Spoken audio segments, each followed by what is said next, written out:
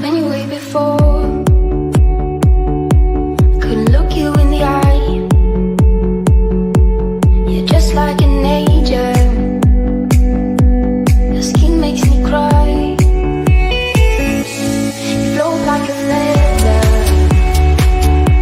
in a beautiful world. I wish I was special. You're so very special. But I'm a creep. I'm a weirdo. What the hell am I doing here? I don't belong here.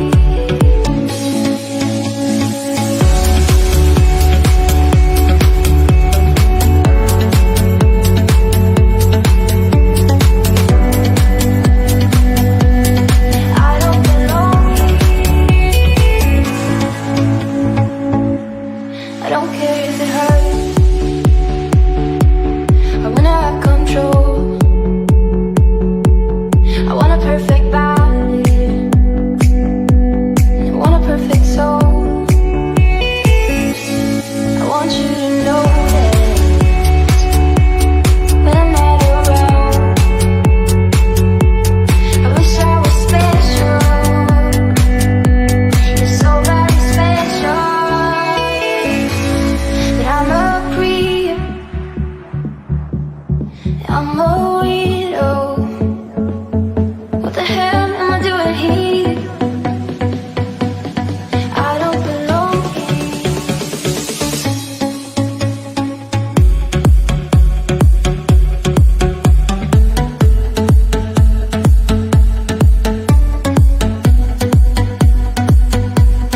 I don't belong here.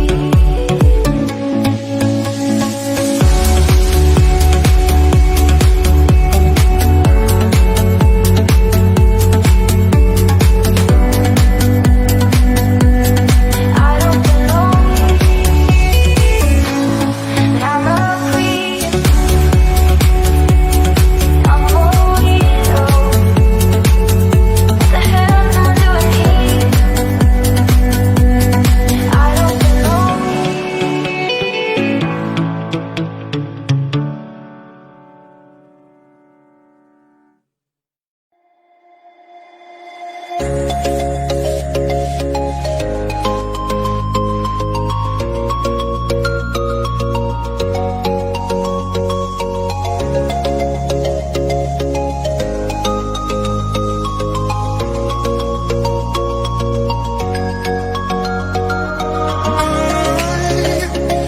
I never wanna let you down. I never wanna let you go. Getting tired, always running around. If you wanna go, let's go.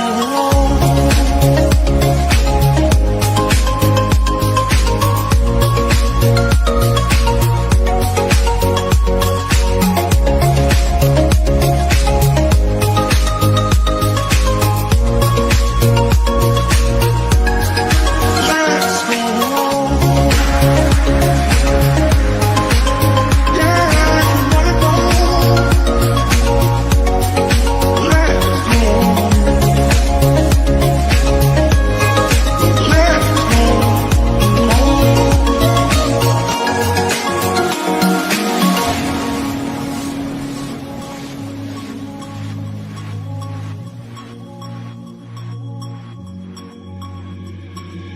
Used to think I had it alright. How I lived was how I should. I never took the time to lay my heart on the line. Ooh, ooh, ooh, ooh, ooh, ooh.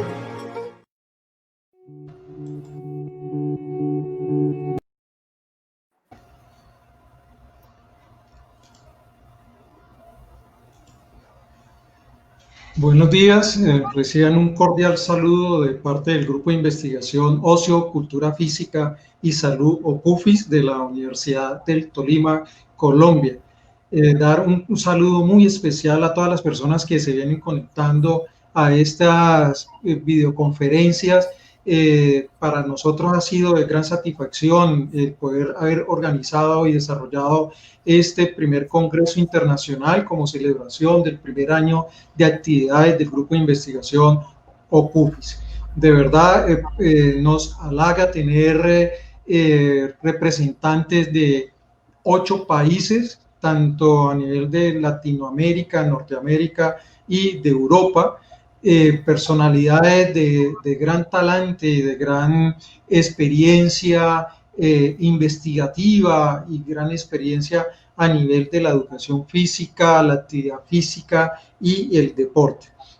Este es el tercer ciclo, nos acompaña hoy una gran personalidad del mundo del entrenamiento deportivo, el doctor Juan Manuel García Manso, quien por protocolo, pues lo tengo que decir, una persona que tiene un reconocimiento a nivel internacional sobre el entrenamiento deportivo, específicamente lo que tiene que ver con la fuerza, pero que hoy como él ha pedido y pues haciendo caso a su solicitud, ha preferido que se le reconozca como aquel docente, como profesor y entrenador, sin desconocer su gran trayectoria, vuelvo y digo, investigativa, con centenares de libros escritos y más de 3.000 citas bibliográficas a nivel de todo el mundo, pero pues también es esa persona,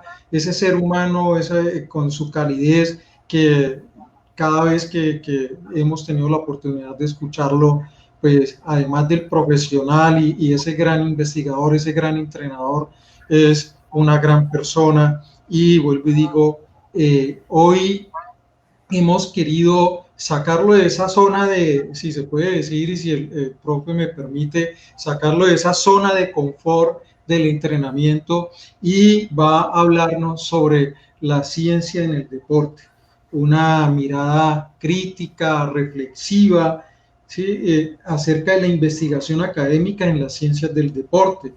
Y pues que esto va a ser de mucha importancia para nuestra labor docente como académicos a nivel escolar, pero también a nivel de la educación superior.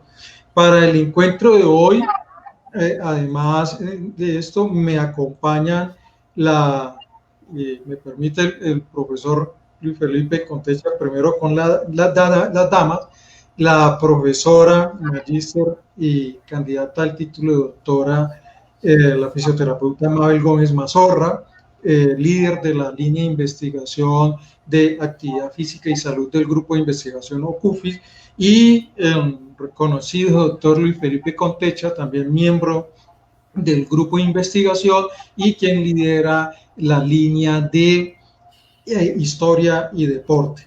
Entonces, sin más preámbulos, darle un cordial saludo al profesor Juan Manuel García Manso, desde aquí, desde Colombia, un saludo allá en Islas Canarias, en España. Ya son las 4 de la tarde, tengo entendido.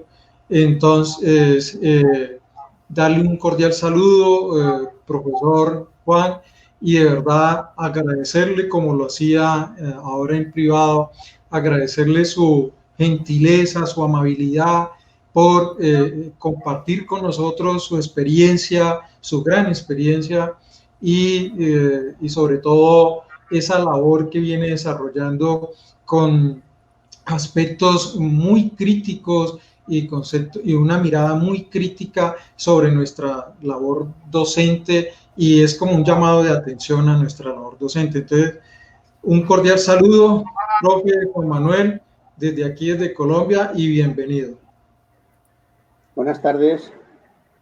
Como ya ha señalado el doctor Carlos, pues mi nombre es Juan.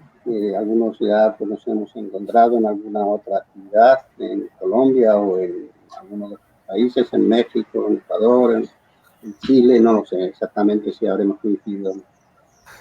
En realidad, como él dice, me sacan de mi zona de confort, porque lo que yo realmente soy un profesor de educación física y especialmente soy un entrenador, ¿no? Que por razones de la vida, pues terminé en la academia, en la universidad, y en los últimos años de mi vida profesional pues lo pasé pues como docente universitario.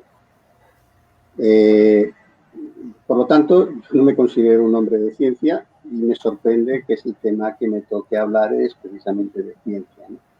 No obstante, lo que voy a hacer es dar una visión personal desde mi óptica.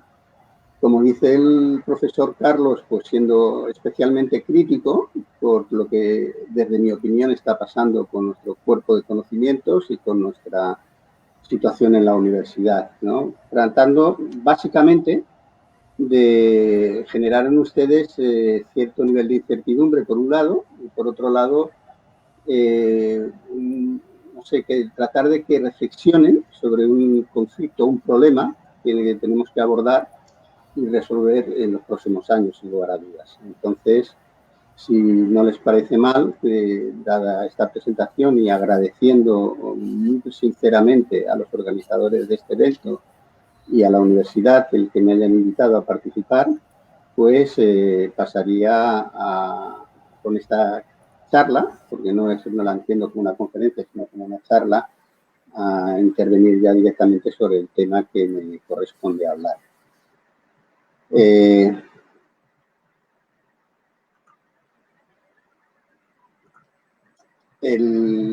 tema, como bien me ha dicho el profesor, es la ciencia en el deporte.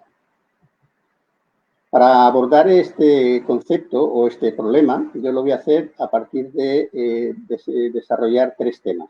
Intentar reflexionar sobre qué es lo que somos realmente los profesores de educación física y los entrenadores dentro de lo que es la comunidad científica y de la academia, la universidad.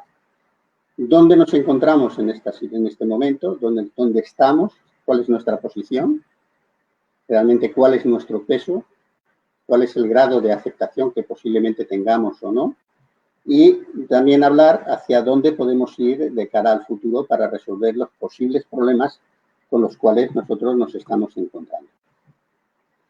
Miren, la primera pregunta que nos tendríamos que plantear como profesores de educación física y entrenadores es ¿por qué tendríamos que necesitar ser realmente algo que esté integrado dentro de ese concepto tan importante como es la ciencia, ¿no?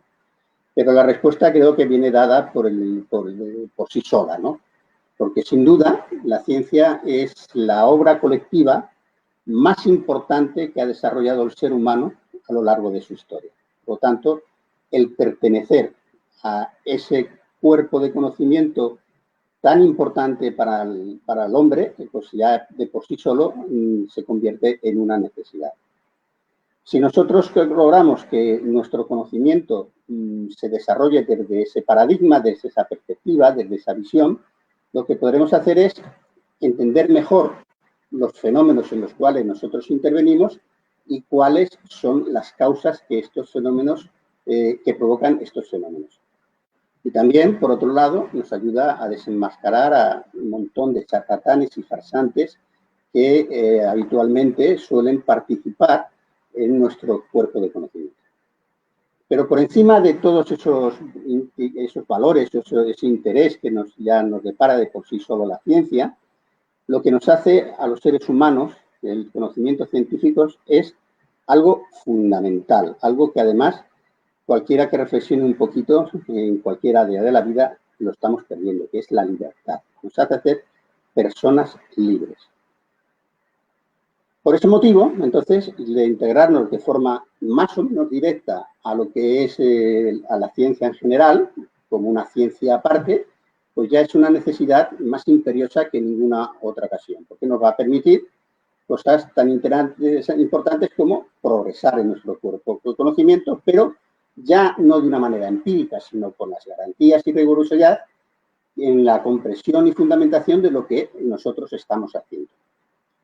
Pero el primer problema que ahora nos surge es si realmente nosotros somos ciencia o no somos ciencia. Si lo que nosotros hacemos, decimos, creamos, aplicamos, enseñamos, realmente está dentro de lo que sería el mundo de la ciencia.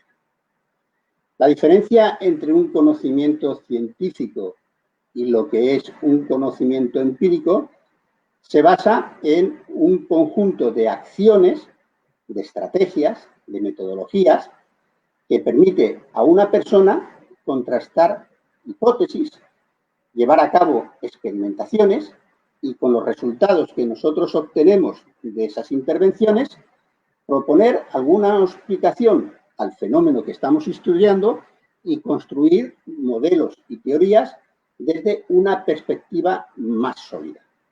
En definitiva, la ciencia, por un lado, nos ayuda a describir de forma correcta y sistematizada un constructo de conocimiento aplicando un lenguaje muy específico, propio y diferente al que utiliza cualquier otra persona en su vida diaria, en su relación con los demás. Y además, a través de la formulación de hipótesis, nos permite, mediante un método científico muy concreto, poder enunciar leyes. Esto es lo que es la ciencia, pero veamos si nosotros podemos o no considerarnos realmente una ciencia en sí misma, ¿no? No hay duda que el deporte, la actividad física, la práctica deportiva, tanto federativa como recreativa, es un fenómeno social de gran magnitud, ¿no? Es un medio de comunicación, es un medio de alcanzar la salud o mejorar nuestra salud, en una forma de proyectar nuestra imagen hacia el exterior, tanto individual como colectiva, incluso como nacional, pero que no solamente ha conseguido ser ese reconocimiento a nivel social, sino que se ha incorporado desde hace muy pocos años realmente en la universidad.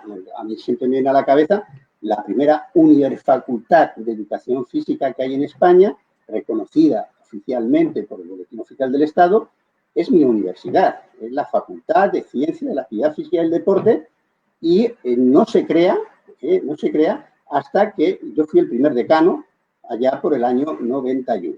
O sea que tampoco es tanto los años que nosotros llevamos integrados en la universidad.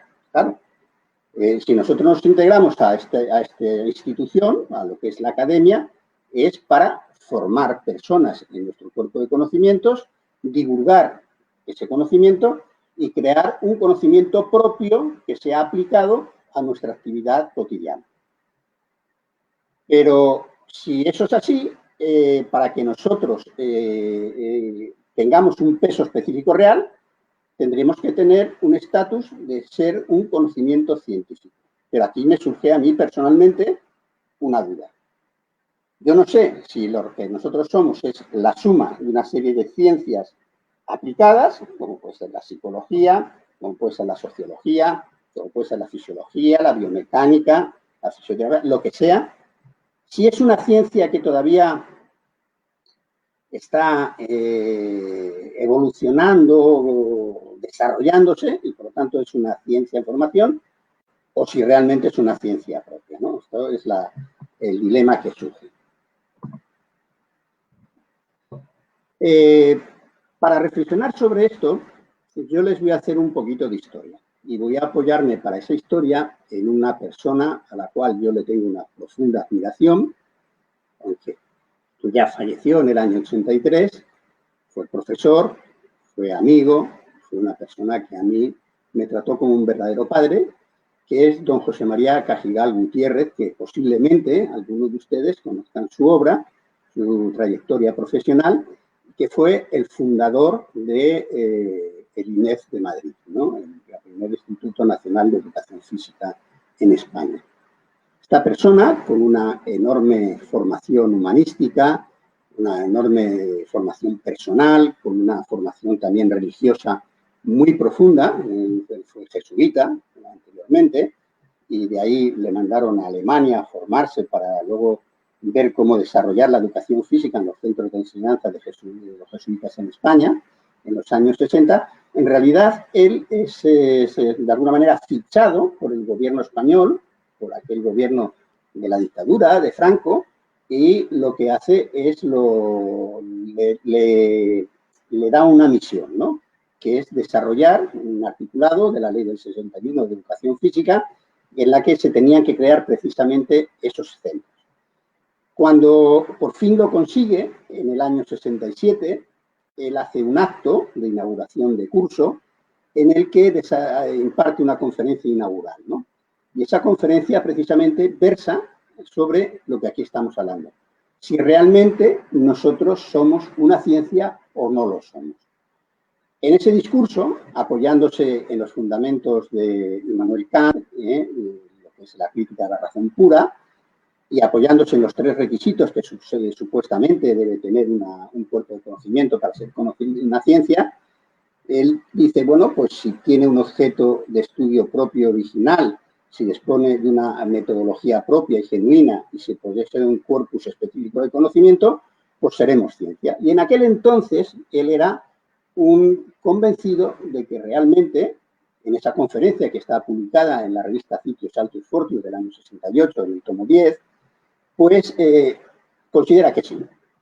Sin embargo, yo les digo que en los últimos años, nosotros teníamos la costumbre de un grupo de personas, José Manuel Ballesteros, Sicilia, Julio Legido Arce, Lolo Sainz, Ferrandi, Juan de Dios Román, etc. Teníamos cenas cada 15 días, un mes, en algún restaurante estupendo de Madrid, ¿no? Y ya esos años él le costaba trabajo aceptar que realmente fuéramos una ciencia como ciencia propia. Ya se lo cuestionaba personalmente. Si nosotros nos damos cuenta, porque estamos interesados en esta problemática, vemos que periódicamente hay discusiones sobre el tema, ¿no? Yo les pongo esta, que es una reunión entre una serie de entrenadores muy conocidos, como ven ustedes aquí, muchos vinculados a la fuerza, como es el caso de Stone o Newton, o estamos hablando de Bishop, el australiano, pero ya con otro cuerpo de conocimiento diferente, otros intereses distintos, donde ellos debaten sobre estos temas y en una de las preguntas que les hace el coordinador, que es Huff, también vinculado al entrenamiento de la fuerza, es si nosotros somos ciencia, ¿no? En sí mismo. Y si se fijan, la mayor parte de ellos dicen que no, que es ciencia de ciencias, o en su caso es una especie de apéndice de unas ciencias, ¿no? Pero una ciencia en sí mismo, pues no son muchos los que lo defienden. Stone, precisamente, que es este peculiar entrenador americano de fuerza, es el que sí parece ser reconocer que nosotros somos fuerza. Este artículo, que está publicado en una de las revistas de la Asociación Nacional de la Fuerza Americana, en la Strength and Conditioning Journal, también está publicado en un librito que sé que circula mucho por Colombia, que es el libro de entrenamiento funcional, que últimamente sé que muchos de ustedes están leyendo porque me llega esa información desde Colombia. Y allí está también publicado. Entonces nosotros, partiendo de esta concepción, nosotros podemos hacer nuestro propio debate interno sobre si realmente nuestro cuerpo de conocimiento puede tener un carácter científico, ¿no? Y planteemos esa posibilidad, planteemos esa hipótesis. Lo primero que tenemos que hacer es identificar cuál es nuestro objeto de estudio, porque no lo tenemos claro. En definitiva, eso sería luego el que nos diera nombre. A mí se me ocurre que puede ser, porque nosotros lo que nos interesa es el movimiento. A mí no me interesa tanto el tipo de fibra o hacer una biopsia o analizar la respuesta mecánica o ver qué gen o qué comportamiento genético tiene un determinado gen o cuál es el microARN que pone en marcha todo un proceso determinado en mi organismo. A mí me interesa el movimiento. Eso es, a mí personalmente como entrenador y como profesor de educación física, me interesa motricidad, el movimiento. No sé exactamente cuál es la palabra más correcta.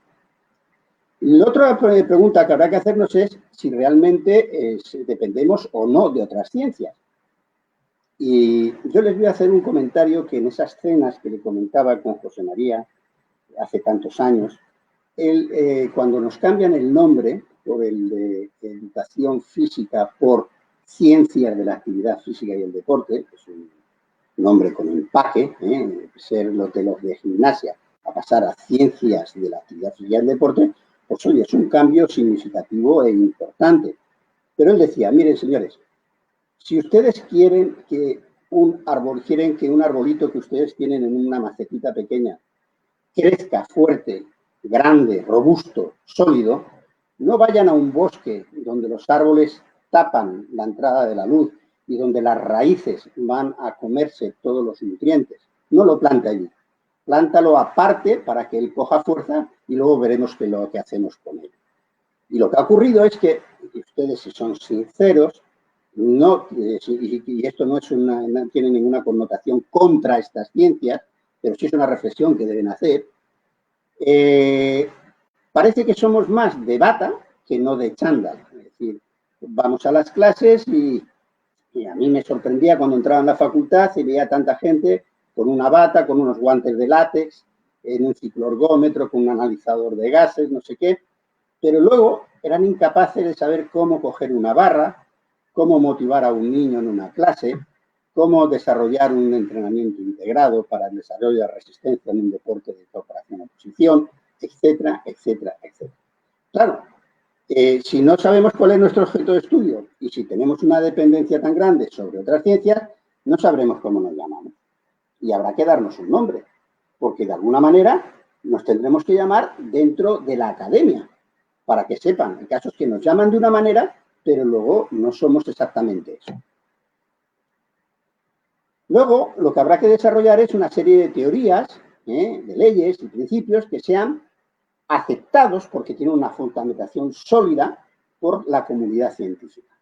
Y eso quiere decir que tendremos que haber aplicado un método científico para llegar a esas conclusiones. No vale decir que se gana la maratón porque Kipchoge ha entrenado de tal o cual manera, o que los 9.500 se entrenan de una forma porque el Guerruf o quien sea pues lo entrena de esa forma, sino que aplicando una metodología científica sabemos que determinado tipo de deportista con unos atractores determinados en su organismo es capaz de mejorar su rendimiento como deportista.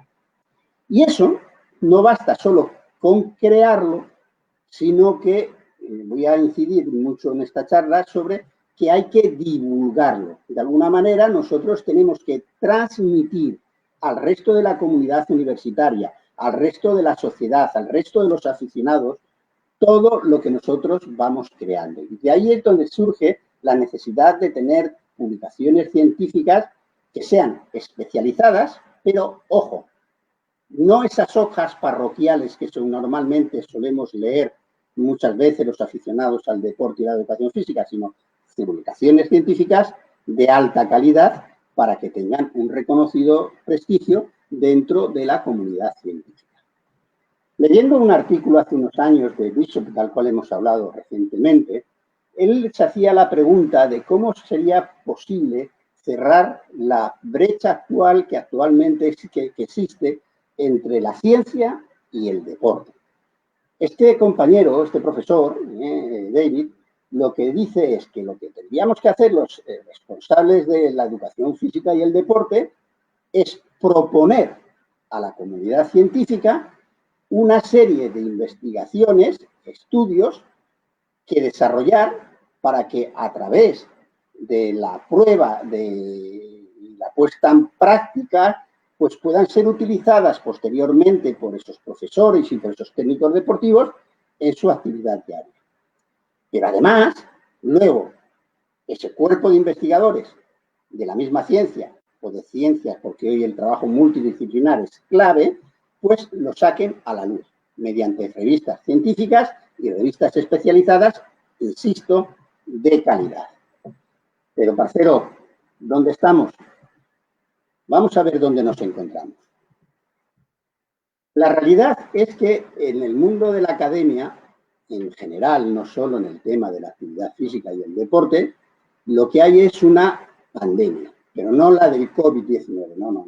Una pandemia del paper, una pandemia de la revista, de la publicación. Para mí, creo que hay una obsesión, casi una locura, por publicar. Y no por llegar a una publicación de calidad, sino no para mejorar el conocimiento de nuestra actividad, sino publicar por publicar. Bueno, pues es verdad que, por un lado, tendremos que empezar a controlar esa situación y aprender a convivir con ella, ¿no? En realidad, revistas vinculadas a la actividad física y el deporte hay una barbaridad, ¿no? Si nos apoyamos en esta propuesta que les pongo aquí abajo, precisamente el enlace para que ustedes puedan acceder, que es un enlace a una web que ha desarrollado mi compañero Arufe del INEF de la Facultad de La Coruña, y aunque está formado, si mal no recuerdo, en la de Pontevedra, en la Universidad de Vigo, pues él cree que sin tener, solo en los idiomas que más normalmente utilizamos nosotros, como es el español, el francés y el inglés, hay más de 200, o existen al menos unas 200 revistas especializadas en lo que dice él, ciencias del deporte y la educación física. Sí, pero fíjense que ahí ya empieza a incorporar un problema que el cual voy a resaltar más tarde. Habla de ciencias de medicina, de ciencias de nutrición, de psicomotricidad, que eso ya sí es nuestro, de psicología, de filosofía, de ética, de derecho, de gestión, etcétera, etcétera, etcétera. Volvemos a lo mismo. Son especializadas en otro tema. Claro, ¿por qué es tan importante que estas revistas existan y tengan una cierta calidad? En primer lugar, porque son los criterios de evaluación que van a utilizar sociedades profesionales, el mundo científico, las instituciones académicas, las instituciones de financiación científica y deportiva, para podernos dar el dinero necesario con el que desarrollar nuestra actividad. Ya es el primer criterio. Cuando usted se presenta a un proyecto de investigación, eso le evalúan. Cuando usted se presenta a una plaza en una institución, eso le evalúan. Cuando usted quiere ir a un puesto de trabajo, ya le piden el currículum y en ese currículum incorporar esta parte de producción científica que usted realiza. Porque en realidad, cuando se evalúan esas revistas, lo que hacen es determinar la calidad de la contribución científica que genera una persona o una institución. Entendiendo por institución, o bien la academia en la cual ustedes pertenecen, la universidad, un departamento de esa universidad, una facultad, un laboratorio o un grupo de investigación. Y eso se va de alguna manera a reflejar calculando el impacto que lo que ustedes han generado tiene en su mundo profesional a nivel científico. Por lo tanto, fíjense lo importante que puede resultar el conocer este concepto. Pues ya tenemos aquí el primer problema. El problema es el impacto, que nos está volviendo locos. Tiene la cara de este pobre hombre que realmente es de verdadero asombro, ¿no?, de lo que está ocurriendo. El concepto de índices de impacto, la generación de índices de impacto surge de lo que es la cienciometría, ¿no? La cienciometría es una ciencia que estudia la producción científica. Y fíjense que el primer estudio de cienciometría del que se tiene conocimiento, o al menos que yo conozco, es uno publicado con unos especialistas en anatomía que lo que hacen es ver cuál ha sido la producción en ese área de conocimiento de la biología hay desde mediados del siglo XVI hasta mediados del siglo XIX. Es un estudio de principios del siglo XX. A partir de ahí, lo que surge es la bibliometría, es decir, la aplicación de algoritmos matemáticos para darle una evaluación, darle un valor numérico a esa producción científica. La primera que yo he encontrado por ahí es la ley de Alfred-Slotka, pero casi todas se apoyan en leyes de potencia, como es la ley de Zipf, la ley de Pareto, etcétera, que nos explican, esas son leyes con caída de cola larga, para poder evaluar este tema. Con la llegada del siglo XX, realmente lo que surge es una enorme necesidad por parte de la comunidad universitaria, de alguna manera, de reflejar, hacer público qué es lo que realmente se está haciendo por todo el mundo, porque de esa manera poder acceder a conseguir ese conocimiento a través de sus textos, ¿no? De sus libros o sus revistas. Y lo hacen dos químicos, que son concretamente Gross y Gross, que en una publicación que es Science, fíjense que Science es una revista que nace, si mal no recuerdo, es en 1880, por la que la crea Thomas Edison, y que luego está creada por la Asociación Americana de Avances Científicos, que es una asociación que viene de mediados del siglo XIX. Ellos son los primeros en darse cuenta de esta necesidad, ¿no? Ahí empieza una carrera de buscar cómo promocionar todo esto, parte de una especie de competición que al principio queda de alguna manera centrada en las dos grandes potencias. Ya en ese momento, en el siglo XX, la Unión Soviética y los Estados Unidos, porque lo que buscan es ver cómo evaluarlo.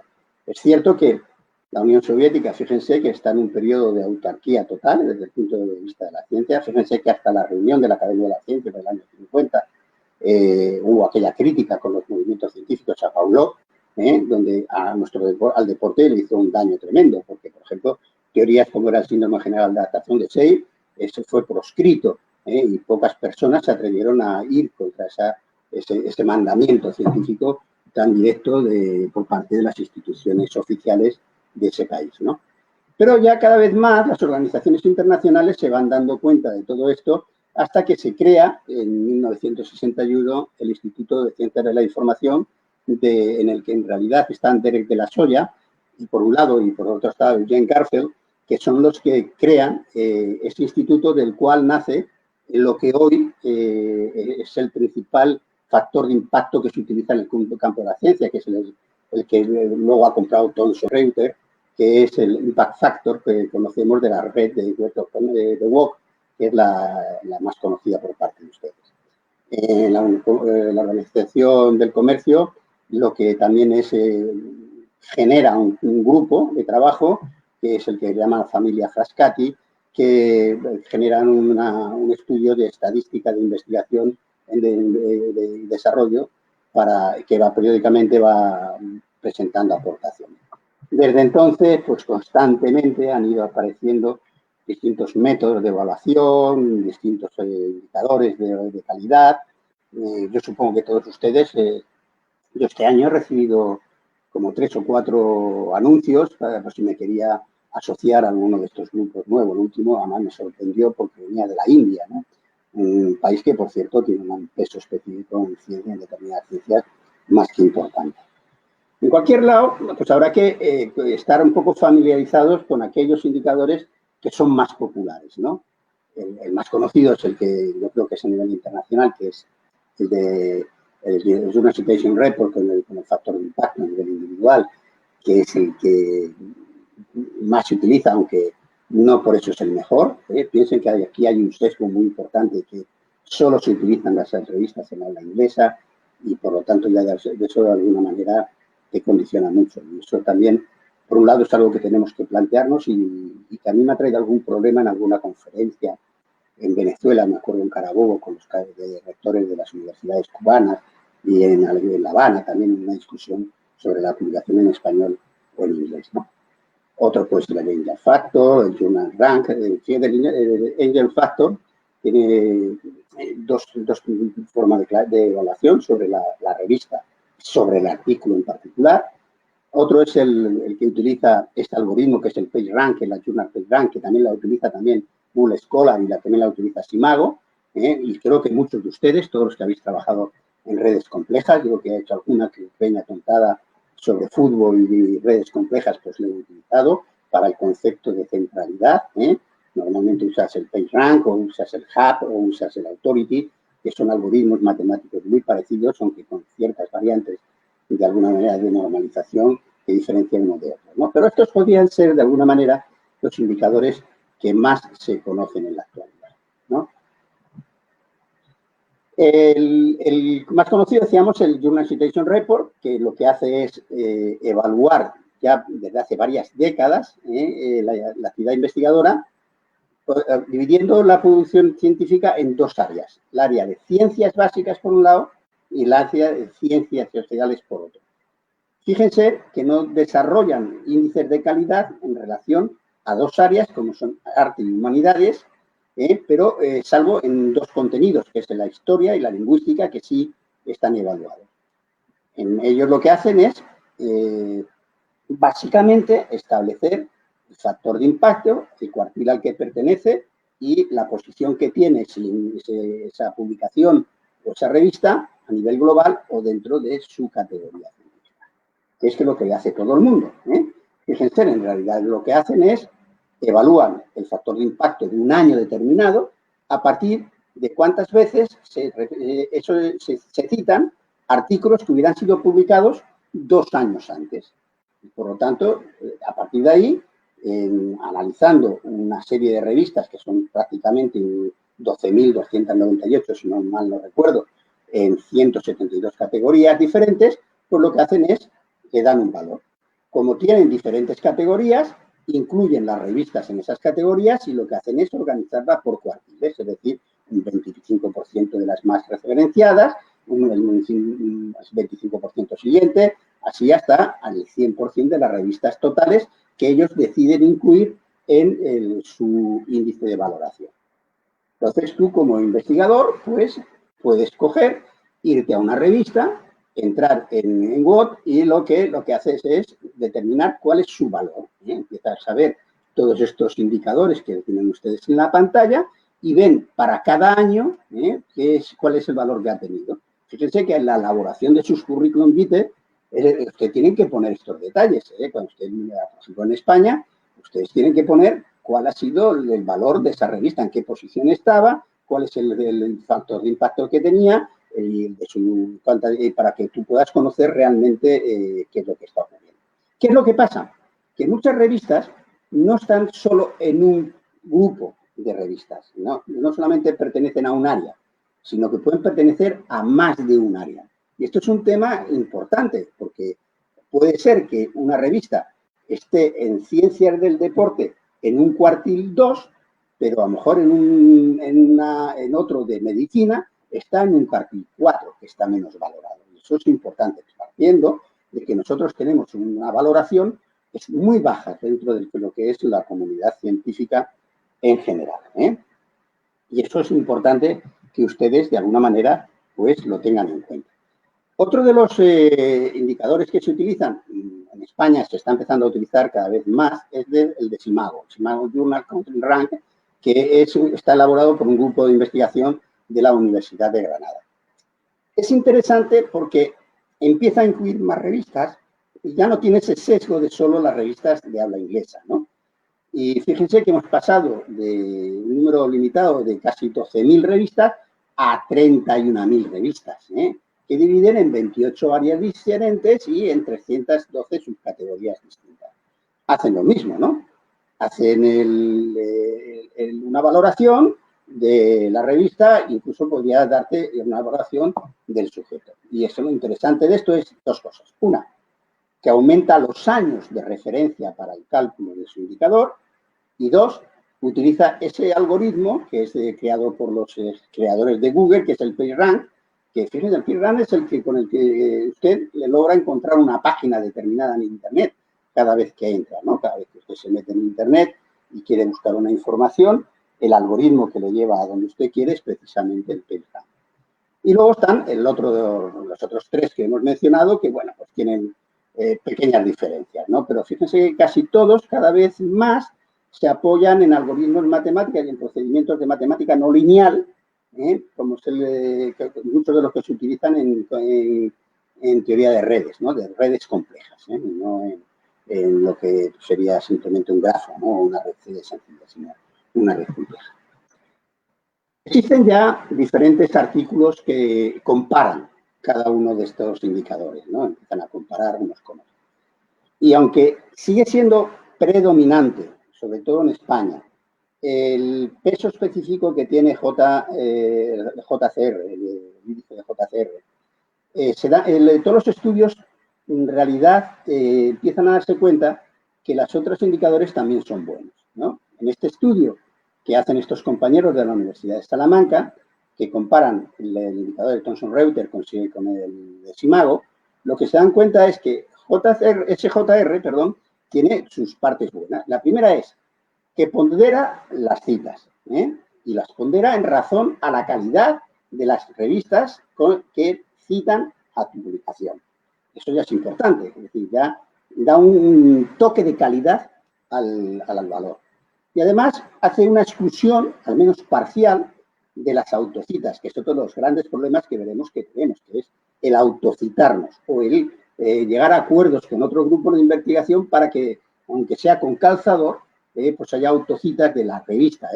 ¿Quién de ustedes no se ha encontrado con esa problemática de que manda un paper a una revista y el revisor, el editor le manda una notita y le dice, mira, te lo vamos a aceptar, pero sí nos incluyes unas cuantas referencias de nuestra revista en relación al mismo tema? Y bueno, pues no te queda más remedio que o pasas por el aro o te quedas sin publicar, ¿no? En fin, eso son una de las ventajas. Otro estudio que también está hecho por estas personas, por estos investigadores, hacen lo mismo, comparan estos dos mismos indicadores, el JCR y el SJR, y también dicen que son perfectamente válidos ambos indicadores. Últimamente se está haciendo muy popular porque todos entramos en Internet, usamos el Google académico, es un indicador que es el Google Scholar de Google Scholar, que es el Metrics, ¿no? El Google Scholar Metrics lo que hace es una competencia, en realidad, a mí no me parece muy bueno en cuanto a calidad, pero parece ser que no presentan grandes problemas. Es cierto que en este artículo que les cito aquí, que es del 2013, la revista que está publicada es buena, tiene un factor de impacto relativamente alto, ¿no?, de 2,6, pero uno de los autores es precisamente el fundador de esta empresa con el que elaboran el algoritmo con que miden en la base de datos del Google Scholar. Entonces, hay que ser prudente. Bueno, en cualquier caso, lo que importante es que tenemos que obtener un indicador, un índice, y se lo han conocido H-Index, ¿no?, que es un índice creado por un argentino que trabaja en Estados Unidos, en la ciudad de California, que es Jorge Fischer, que lo que hace es crear ese factor de impacto. Permítanme recordarles una cosa. Fíjense que actualmente existen 3 indicadores. Se hace el H-Index, se hace el V-Index y se hace el G-Index. El V-Index lo que hace es, de alguna manera, normalizar el valor del H-Index y con la edad del investigador. Y el G-Index lo que hace es dar un factor de calidad. Solamente considera aquellos artículos que han sido citados muchas veces, ¿no? Por ejemplo, Google Scholar utiliza el H10, ¿no? Que es un valor, es decir, aquellas publicaciones que tú tienes que han sido publicadas, que se han sido citadas más de 10 veces por otros autores. El primer autor, el autor que tiene más publicaciones científicas es Pierre-Michel Foucault, que me van a permitirme un comentario. Este señor que tiene más de 1 millón de citas y que tiene un H-Index de 296, es un francés, filósofo, historiador, don Felipe, si usted está escuchando la conferencia, porque a mí me cae bien, ¿no? Es un hombre que aunque ideológicamente no estamos muy de acuerdo, pues yo le seguí mucho porque es un hombre que se apoya mucho en los existencialistas, era un fanático de Kierkegaard, quien no ha leído a Kierkegaard como existencialista básico, o a Nietzsche, él es un adorador de Nietzsche, y entonces todos estos existencialistas, y él era además un hombre muy vinculado a toda esta lucha generacional del mayo del 68 en Francia, aunque él en aquel entonces estaba destinado en Túnez, ¿no?, en la Universidad de Túnez. Pero él era un hombre de izquierdas, pero un luchador de aquella época, ¿no? Al final quedó desencantado y cuando fallece, ¿no?, fallece lamentablemente por SIDA, pero él ya se da cuenta de que todas aquellas cosas tan románticas que todos vivimos en nuestra juventud, pues a veces eran nada más que cantos de sirena de algunos populistas que nos querían engañar, ¿no? Pero fíjense que comparado con otro autor como es Stephen Hawking, pues ni más ni menos, o sea, yo creo que todo el mundo recordáis a Stephen Hawking por ¿no? Era el libro aquel, como era Breve Historia del Tiempo, el Big Bang de los agujeros negros, ¿no? Pues fíjese, él tiene un índice, un factor de impacto que es menor de la mitad del de Foucault. Solo hay unos 4.000 autores que tienen un índice mayor de 100, apenas hay 80 que tienen más de 200. Pero les voy a poner un ejemplo de un pobre infeliz, que es el que les está hablando.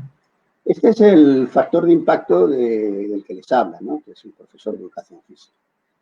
Y por fin, cuando uno mira cómo evoluciona esta persona, empiezas a darte cuenta de muchas cosas de su vida, ¿no? Si se fijan, en la parte izquierda, inferior izquierda, lo que era una época en la que yo me dedicaba pues, a la gestión, ¿no? Además de dar clases, pues había que crear el centro y pues yo fui decano, fui subdirector, fui director del departamento, etcétera, todas estas cosas. Hasta, y claro, vivía en mi mundo de yuppie, que vengo de la educación física, de dar mis clases, de entrenar atletas, de entrenar luchadores, de entrenar jugadores de hockey, etcétera. Y todo esto de la publicación, el laboratorio, la bata y tal, pues no, a mí pues como que no. A mí lo que me interesaba era cómo enseñar para que corriera más en un personaje o cómo que consiguiera que el luchador tirara más rivales para que se llevara más perritas para casa. ¿No? Entonces te das cuenta que en esto de la academia eso les importaba un pimiento. O sea, cuando tú te presentabas a una oposición o cuando te presentabas a un concurso de méritos o a un proyecto de investigación, que tú hubieras entrenado a un equipo nacional, que hubieras ido a tantas olimpiadas, que hubieras ido a tantos campeonatos del mundo, que hubieras tenido tantos atletas internacionales, no le importaba a nadie un pimiento. Y entonces, amigo, te estás jugando los garbanzos. Entonces, pues no te queda más remedio, dices, bueno, pues me voy a tener que poner a investigar, ¿no? Y entonces, pues te tienes que poner en tu laboratorio, eso sí, la bata no me la pongo ni en broma, y empiezas a hacer tus tonterías allí en el laboratorio y a publicar algo que tú nunca te había preocupado y tienes que empezar a meter constantemente papeles en revistas. Y entonces es donde se genera tu estatus en teoría científico, que no lo veo como tal, pero que es lo que, sin embargo, la comunidad científica valora. Eso es lo que tiene en cuenta. No el resto, ¿eh? No es que tú seas un excelente entrenador de atletismo y luego des el atletismo. No. Les interesa que tú tengas tanto impacto intelectual y científico, aunque luego des atletismo. Les traen al pairo si tú sabes o no de lo que estás hablando. Pero si tú has publicado, se supone que sabes mucho de ese tema. Y esto es lo que a mí realmente me tiene atónito, ¿no? Me tiene sorprendido. Otro tema importante para que nosotros podamos entonces avanzar como el cuerpo de conocimiento que nos interesa, que es la ciencia, es pertenecer a una universidad que tenga prestigio, donde el deporte sea reconocido como tal. Cuando tú revisas qué son las universidades en nuestro entorno, me refiero al entorno iberoamericano, pues te das cuenta que entre las 10 mejores revistas, aquí por favor me puedo haber equivocado, o sea, en esto quiero ser prudente porque tampoco es que domine mucho este tema, ¿no? Pero fíjense, de las 10 mejores universidades hispanoamericanas, pues en realidad hay 3 brasileñas, una por cierto muy buena, está entre las 100 mejores del mundo, está la 68 en el ranking mundial.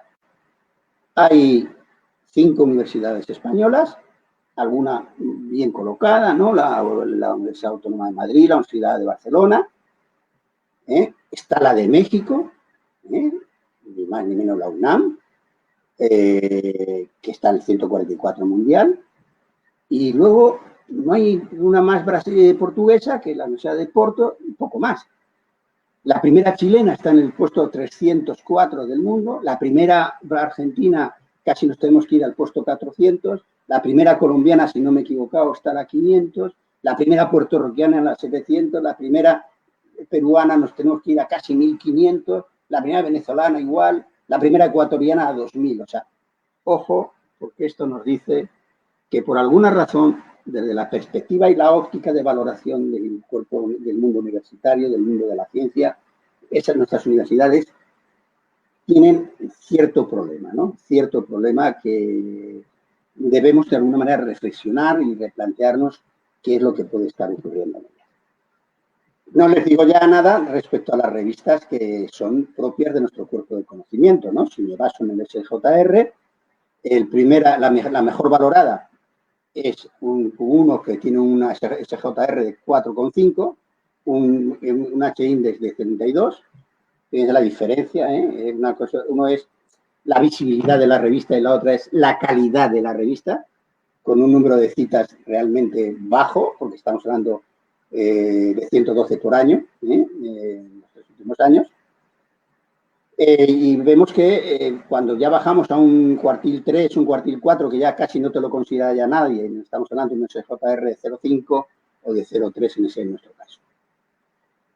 Pero, ¿por qué les pongo ese ranking? Porque cuando yo cojo los mejores, o sea, los 10 primeros de lo que sería el Q1, y las miro, yo les pido que lean los nombres. Psicología, medicina del deporte, medicina del deporte, medicina del deporte, anatomía, artroscopia, no sé qué, no sé cuánto, anatomía, medicina, fisiología, todas las guías del mundo, pero ningún deporte. No, usted no intente meter allí un artículo que sea relevante para nosotros, que tenga que ver con diseño de carga o poco más. Va a ser complicadísimo que entre en una revista de esta. Muy complicado. Sin embargo, son las que llevan a que un atleta haga una medalla de oro o gane un campeonato del mundo, que es para los que les formamos en el tema de deporte. Difícilmente entran planteamientos pedagógicos del área de educación física. Bueno, ya eso ni lo sueñen, ¿no? En todas estas que les he nombrado, con un poquito de suerte, a lo mejor en algo de psicología, pero olvídense de meterla en las otras, porque no va a entrar.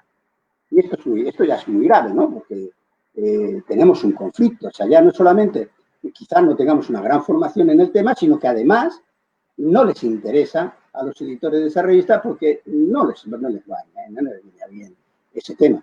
Es cierto que a veces nos es más fácil publicar en otras ciencias. Por ejemplo, yo publico en alguna revista de caos, de física A, etcétera, de biología teórica, tengo alguna publicación que no tienen nada que ver con esto, incluso en alguna pura médica como es de cardiología, ¿no? Pero o de tema de embriología, de fertilidad, etcétera, ¿no? Como es el Human Reproduction o el Fertility and Fertility, que también he publicado alguna cosa. Si analizamos, entonces, habrá que plantearnos quiénes somos como entidades en el mundo en general. Si se fijan, dentro del ranking de fuerza científica, digámoslo así, por países, los países iberoamericanos estamos en un nivel relativamente bajo. En el top 10 no entra nadie. No existe ningún país iberoamericano en el top 10. A lo sumo, hasta 2019, desde 1996 al 2019, los que tienen un H-index más alto y el número de documentos más grande publicado es España en el puesto 11 y Brasil en el puesto 15. Pero fíjense cómo el resto de países ya van al 28 México, 32 Portugal, 38 Argentina, 49 Colombia, 64 Cuba. 64 Cuba. En ciencias del deporte, en ciencia en general y en deporte, fíjense, se va al 78. Si me voy a la tabla de la derecha, España está a la octava, Brasil está a la 11ª, pero luego ya para abajo empiezan a bajar considerablemente.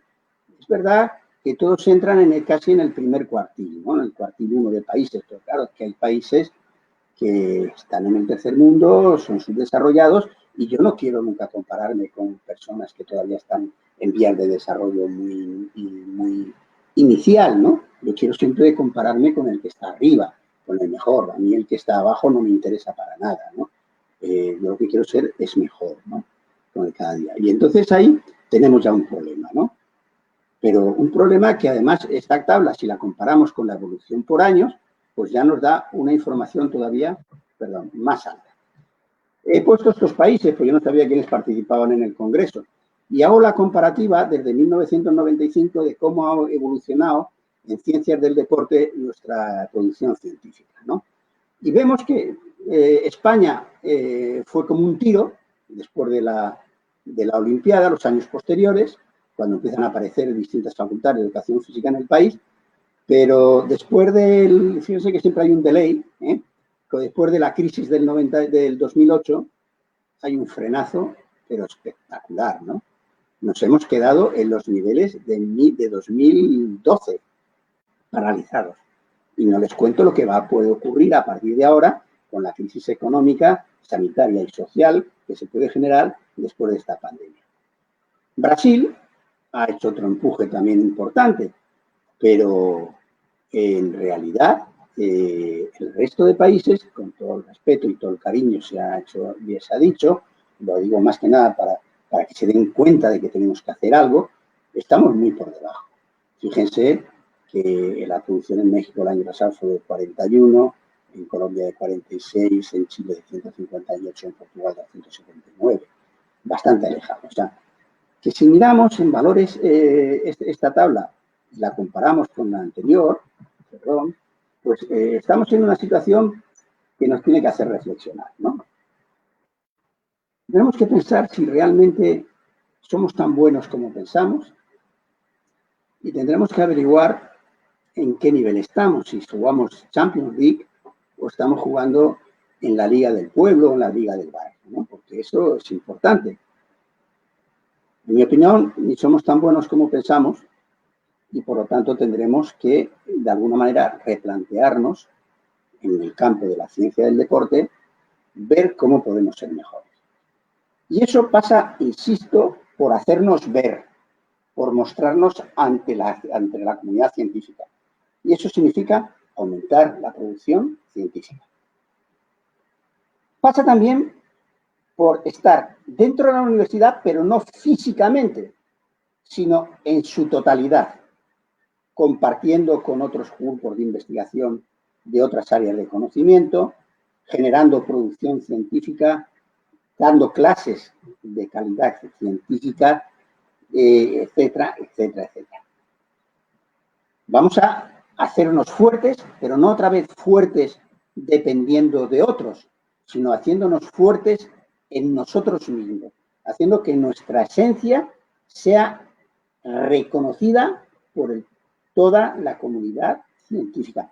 Nuestra realidad, no la fisiología de, ni la anatomía de, ni la psicología de, que es muy importante, son fundamentales, pero que yo no estudié para eso, yo no estudié para psicólogo, ni para biomecánico, ni para fisiólogo. Estudié porque era lo que yo quería ser, era entrenador y profesor de educación física. Y es lo que quiero fortalecer. No es que quiera que el otro baje, no. Lo que quiero es que lo mío sea tan importante como lo otro en mi facultad, en mi departamento. Y no que se me mire por encima del hombro en ese tema. Entonces, lo que tenemos que hacer también es desarrollar una metodología propia de investigación. ¿Qué es lo que está ocurriendo? Que como estamos en la tiranía del paper y lo que tenemos que hacer es publicar o morir, estamos cayendo en una serie de problemas realmente preocupantes. Estamos viendo cómo muchos compañeros están haciendo que nuestros alumnos hagan de conejillos de indias o nuestros becarios hagan con sus tesis doctorales, sus publicaciones, sus proyectos, información a la cual nosotros nos adherimos para poner material de publicación.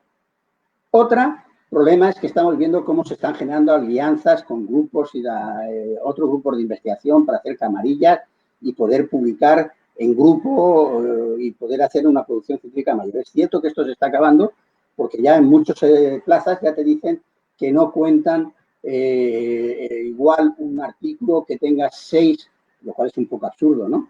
6 autores o que tenga 4, ¿no? Mejor que tenga 4 que no 6. Es ridículo porque si todos han participado, todos tienen que intervenir. Y ya vemos en esas grandes publicaciones de genética o de biología donde puede haber hasta 15 o 20 autores y no pasa nada. También la posición, ¿no? No es lo mismo ser primero y último que ser de los del medio, ¿no? Porque los del medio no cuentan, ¿no?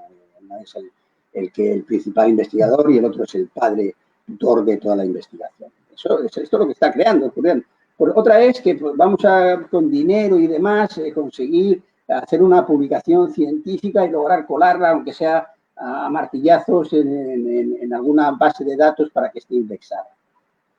Hay una cantidad de tinta impresa, pero la calidad de los trabajos, la publicabilidad de los mismos y su utilidad, que es simplemente la del prestigio personal, es lo que está creando un problema. Está el ego, la vanidad, el poder, la soberbia por encima de la calidad, el rigor, la utilidad y la publicidad. Esta es mi opinión. Hay este problema, este conflicto, y es un problema que hay que abordar.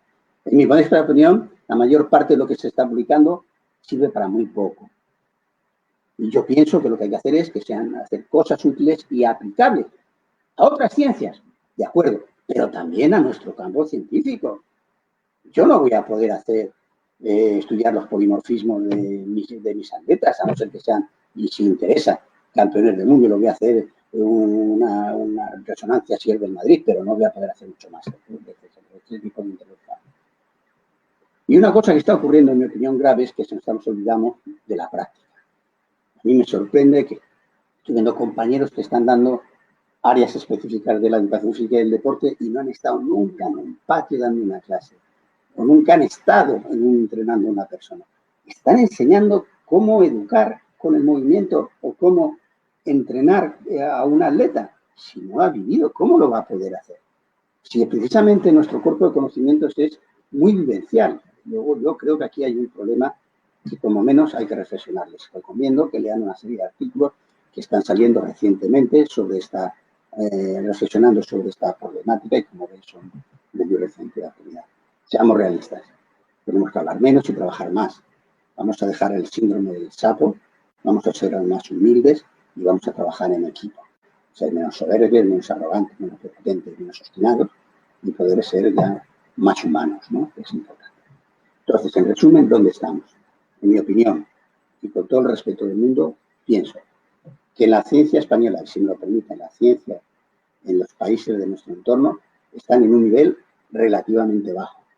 Y lo que es más peligroso, lo que a mí más me preocupa, que tiene síntomas de que van a evolucionar todavía a peor. Yo veo que, por lo menos en mi país, esto tiene una tendencia muy peligrosa. Aún oía yo a Barbacid antes de ayer en televisión quejándose de eso, sobre la investigación del cáncer y el riesgo que está ocurriendo, porque cómo está de esta manera, como si cada vez hay menos dinero en investigación, menos presupuesto, menos interés, nuestros investigadores se nos marchan a otros países, como es lógico y natural si los maltratamos, y estamos perdiendo un potencial humano tremendo. Las ciencias del deporte es cierto que han progresado una barbaridad en los últimos años, por lo menos en España, aunque lo que es a la ciencia del deporte y al deporte como ciencia o la educación física como ciencia, aún le queda un camino enorme por recorrer, difícil. Por lo tanto, yo les pediría a los primeros políticos y gestores que tengan que ver con nosotros que inviertan en el futuro en formación, educación y ciencia, y de esa manera dejaremos de ser países de segunda fila y nuestros ciudadanos serán más prósperos y, sobre todo, más libres. Entonces, ¿hacia dónde vamos a ir? Porque, claro, ahora viene ¿hacia dónde vamos? Allá, para acá, ¿para dónde? ¿Para dónde vamos? Primero tenemos que saber qué queremos ser y dónde queremos llegar. Luego ya veremos cómo lo hacemos. Pero primero tenemos que saberlo. La Asamblea General de las Naciones Unidas ya nos reconoce. La Agenda 2030 nos dice que el deporte es, bueno, la panacea. En su párrafo 37 dice, contribuye al desarrollo de los países y a la paz en el mundo. ¿No? ¿Qué más se puede pedir? Promueve la tolerancia y el respeto. Fíjense, si eso es lo que se está perdiendo en el mundo. Nadie tolera a nadie ni nadie respeta a nadie. Esto es un símbolo, yo creo que es de todos los países. Estamos viendo en cualquier país, ¿no? Estamos viendo cosas increíbles en Estados Unidos, estamos viendo en Sudamérica, estamos viendo en la Unión Soviética, ya no les cuento España porque esto ya es un desmadre, ¿no? Y además respalda el empoderamiento. ¿El empoderamiento de quién? De las mujeres, de los jóvenes, de las personas en general, de comunidades en su conjunto. Y ayudan a mejorar la salud, la educación y la inclusión social. Fíjense qué reconocimiento nos da ni más ni menos esos 190 y tantos países que conforman la Asamblea General de las Naciones Unidas. En Europa, además, apoyándose y cimentándose en esos valores que supuestamente tiene este mundo de la actividad física, dicen, bueno, pues entonces ustedes tienen la función de descubrir y ayudar deportistas de élite, tienen que construir instalaciones adecuadas, tienen que potenciar la atención a los deportistas con la medicina, la ciencia del deporte y tal, y promocionar las bases científicas del entrenamiento. Aquí habría que añadir, y de cualquier otra actividad física, de la educación física. ¿Y cómo lo vamos a hacer esto si queremos promocionar el corpus científico de esto? Pues a través de la formación. ¿De quién? De entrenadores y de cualquier profesor de educación física y cualquier persona con responsabilidad organizativa en este campo. ¿De acuerdo? Esto sería la idea. Bueno, pues vamos a empezar. Voy a empezar en casa. Y digo, oye, ¿cómo tenemos posibilidad de enseñar lo que hacemos? Porque yo sé que ahora mismo, estos años atrás, está habiendo un empuje importante en Colombia, en Chile, ya no les cuento en Brasil, ¿no? Por avanzar en este área. Pero si no tenemos ya en casa con qué publicar, si revistas indexadas solo hay 11 en este momento, y pensando en SJR, 11, 9 españolas y 2 brasileñas. Y están en los cuartiles inferiores, o sea, en las de menor valoración científica internacional. El resto de países ni se les ve ni se les espera de momento. Ojalá el año que viene, dentro de 2 años, de 3 años, sea diferente. Y si se fijan, si ya nos vamos a comparar con el mundo anglosajón, sí es cierto que los de SJR, por eso de que somos los españoles quienes tienen esa base de datos, esa clasificación, perdón, esa valoración, sí nos incluyen, pero los anglosajones ni nos tienen en consideración. Solo 2 revistas están incorporadas en él. Entonces, aquí ya tenemos un problema. Luego, tenemos que integrarnos plenamente en la universidad del futuro, en la universidad del mañana, en la universidad del siglo XXI, en el cual estamos ya inmersos, ¿no? Ya la Declaración Mundial sobre Educación Superior del siglo XXI de la UNESCO nos decía que hay que apostar por una mejor formación y divulgación del conocimiento y también hay que apostar por la investigación, el desarrollo y la innovación. Eso en el papel queda maravilloso y todo el mundo lo acepta, pero lo tendremos que hacer de alguna manera.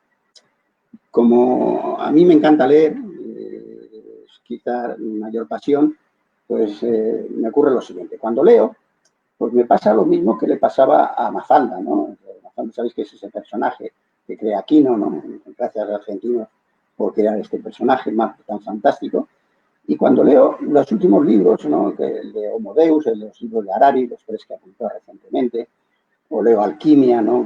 Sobre los Big Data, los datos y demás, sobre el mundo tal y como los cambios que están produciéndose, y sobre la inteligencia artificial, sobre el machine learning, sobre el deep learning, etcétera, pues nos damos cuenta que está habiendo una revolución completa en el mundo. O sea, es incuestionable que el mundo va a ser distinto. No sé cómo, pero va a ser distinto. Evidentemente, los nuevos avances científicos y nuevos avances tecnológicos van a ser el soporte fundamental. Entonces, como diría Albert Einstein, ¿no? Dice, locura es hacer siempre lo mismo una vez tras otra para esperar resultados diferentes. Y si aceptamos que sin ciencia no hay futuro, lo que tenemos que hacer es cambiar nuestra forma de trabajo, nuestra forma de hacer las cosas. No hay otra solución. Sin embargo, desde la perspectiva de entrenador, me doy cuenta de que lo siguiente, que a pesar de que el mundo ha evolucionado en conocimiento de una manera increíble, los avances en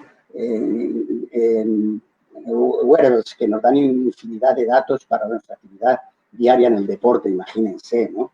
Con las imágenes que podemos, seguimiento de objetos, análisis de redes, todo este tipo de cosas, los avances en genética, en bioquímica, en neurociencia, en robótica, en lo que queramos, es espectacular y nosotros tenemos que aceptarlo.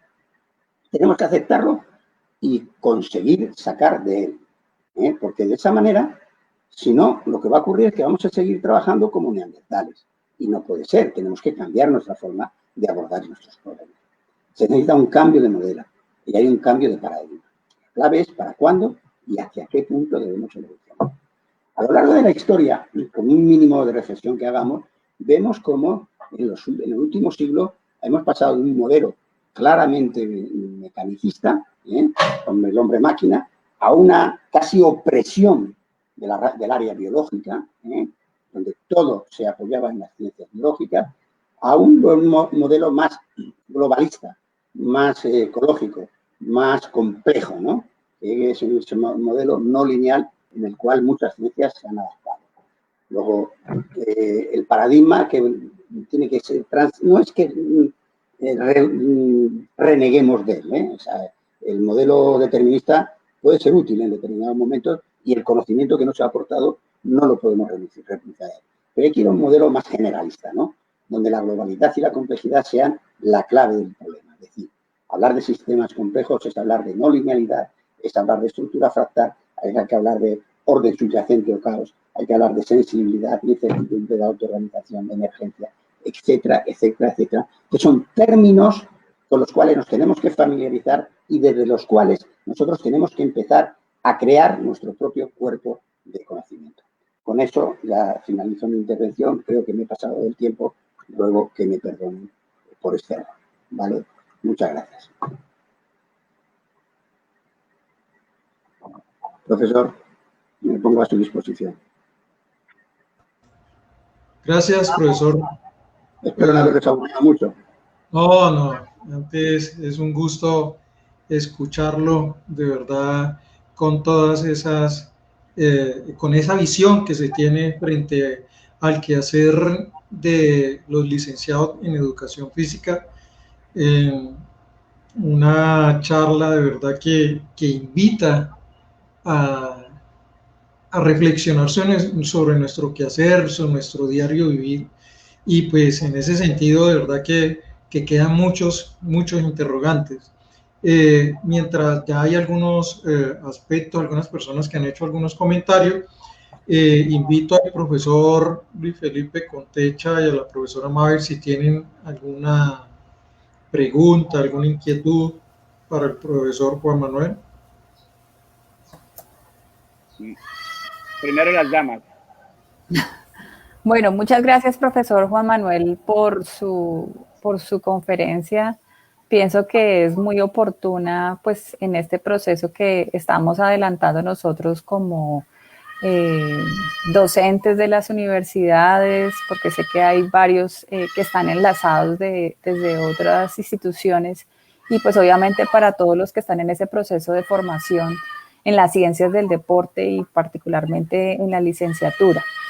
Mi pregunta pues va asociado muy a algo que usted comentaba y es que pues en ese afán de los procesos de mejorar los índices de publicación, de investigación, pues obviamente sabemos que los rigores pues para poder llegar digamos a ese top de referencias, de revistas que tenemos digamos en nuestro medio, pues obviamente para los que estamos en ese proceso de construcción, que estamos en ese proceso formativo investigativo, pues obviamente la invitación ¿cuál sería?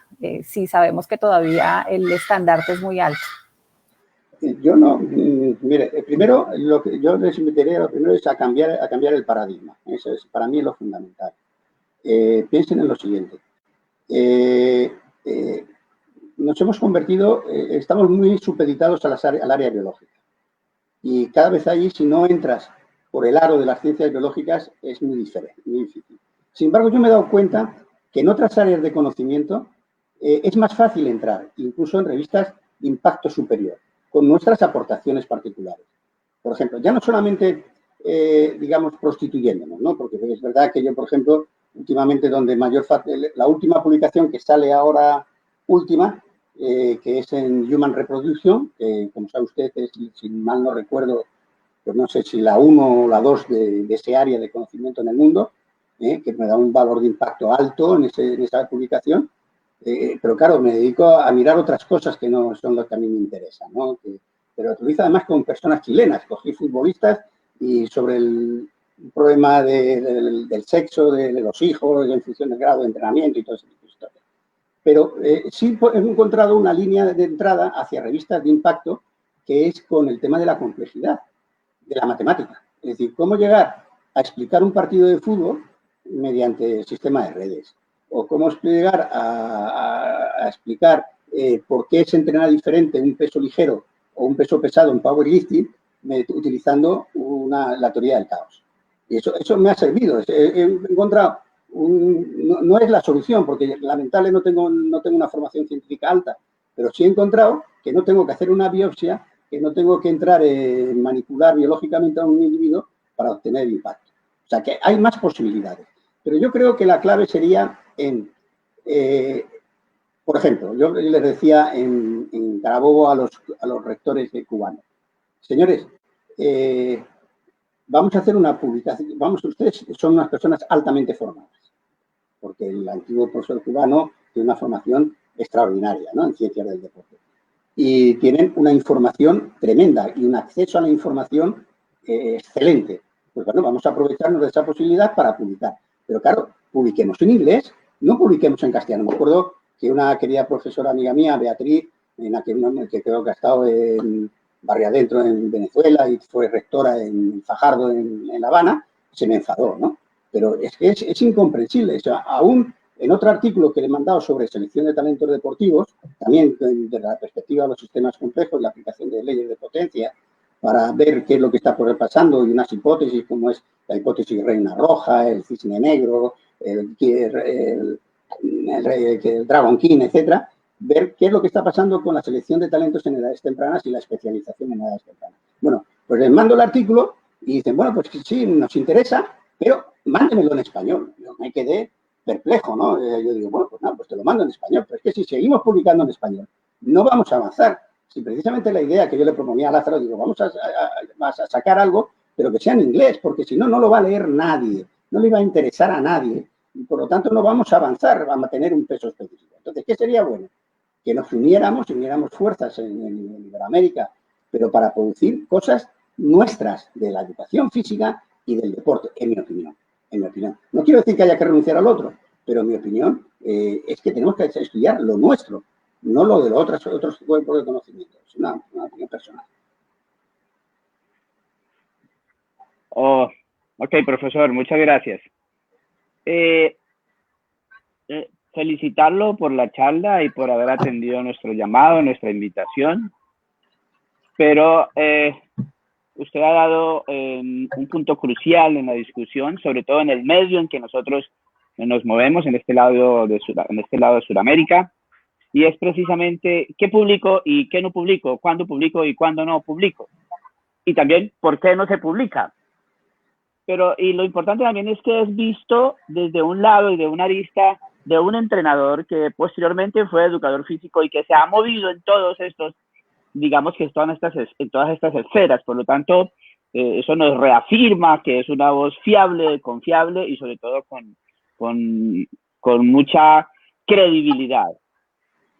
Pero entonces como que un poco yo entro en una duda, es, al fin, ¿publicamos o no publicamos? Porque, pero que sí, que hay que publicar entonces en las áreas diferentes a las ciencias aplicadas. Entonces ahí me surge una pregunta. Entonces, ¿qué estará pasando en nuestros planes de estudio para formar educadores físicos cuando entonces posiblemente se esté dando preeminencia más a unas áreas que otras? ¿Lo ve usted de esa manera? Yo lo veo así. Yo no sé cómo será en Colombia, pero yo lo veo así. A mí me llamó la atención que, por ejemplo, para formar mi departamento, ¿no? Cuando creamos nuestro departamento. Claro, allí entraron al saco pues, médicos, psicólogos, fisiólogos, historiadores, abogados. Claro, es que aquello era un mare magnum. ¿Qué es lo que va a hacer? Pues no vamos a poder avanzar porque todos van a tirar para su interés. Claro, ¿qué es lo que ocurría? Que cuando había que hacer el reparto de asignaturas, todo dependía de tu calidad científica con publicaciones, quien te ponías primero a elegir. Y te encontrabas que a uno, por comodidad, porque el horario le venía bien, porque no sé qué, porque no sé cuánto, elegía una asignatura y se la quitaba a un especialista porque tenía un puesto adelantado en la elección. No sé si les pasa a ustedes. Luego, un profesor decían deportes individuales. Y resulta, yo empecé dando deportes individuales. Y yo decía, ¿y esto qué es? Tenía que dar natación, atletismo y gimnasia artística. Pero diga, pero si yo lo que entiendo y poco es de atletismo, ¿qué me está diciendo? Y entiendo, no en fuerza, no, en resistencia. Resistencia. Y usted pretende que yo dé todo el arco del atletismo. Claro, que les daba igual. Dice, no, pues usted es del área de educación física, usted por lo tanto, y del deporte, por lo tanto puede dar cualquier cosa. Digo, ¿cómo que puedo dar cualquier cosa? Que esto es la universidad, pero es que les da igual que demos cualquier tontada. Les trae sin cuidado que expliquemos cualquier tontería. Entonces, no me parece serio, ¿no? Y esto lo estoy viendo que ya no es solo en lo que pasaba en el INEF de Canarias hace 30 años, no. Es que sigue pasando en los INEF de España. Te encuentras con personas que no tienen formación especializada en áreas de conocimiento, pero claro, tienen un bagaje de haber, porque además, por la edad que usted tiene, pues le habrá pasado lo que a mí. El hacer un máster y un doctorado era imposible. A mí me echó la policía de un sitio porque yo reivindicaba querer hacer un doctorado. Yo logré entrar en la Facultad de Medicina porque mi amigo Julio Legido, que era el vicedecano, me dejaba entrar. Si no, no podía entrar a las clases que me fallaban, porque mi formación es más del área humanística que no del área biológica, ¿no? Entonces, era todo como muy sorprendente. A mí me chocaba mucho toda aquella cosa, ¿no? Entonces, yo no acabo de comprender que tenga más importancia dar fisiología que dar balonmano o atletismo. Y solo que, por lo menos en mi país, está ocurriendo. A ver quién es capaz de publicar en una revista de impacto algo sobre la evolución de los sistemas de juego en balonmano. Si no le interesa a nadie, ya no le cuento de historia, es que no le interesa a nadie, porque es que encima en nuestra sociedad la historia le importa un pepino a todo el mundo. Yo no he querido meterme aquí en el tema, pero a mí que me encanta la historia, porque a mí me hubiera encantado verlo desde otra óptica. Pero ¿a quién le importa? Si la historia no le interesa a nadie, usted lo sabe, profesor. A nadie. Si es que dicen esa asignatura, ¿para qué está? ¿O no es verdad? Estamos totalmente colonizados por un cuerpo de conocimientos que no nos deja crecer. Y entonces ahora, claro, desde que ahora que voy a cumplir dentro de nada 70 años, pues me encuentro que mi querido profesor Cajigal, pues resulta que era un hombre muy sabio y que lo que me decía del arbolito era una verdad. Era una verdad. Y con eso no quiero enfrentarme a las otras áreas de conocimiento, que las veo fundamentales y que para nosotros son claves. Ahora, oye, déjame crecer, déjame vivir, déjame respirar, déjame expresarme como lo que yo soy. Yo no tengo por qué entrar dentro del organismo del atleta para hacer una biopsia. No, señor.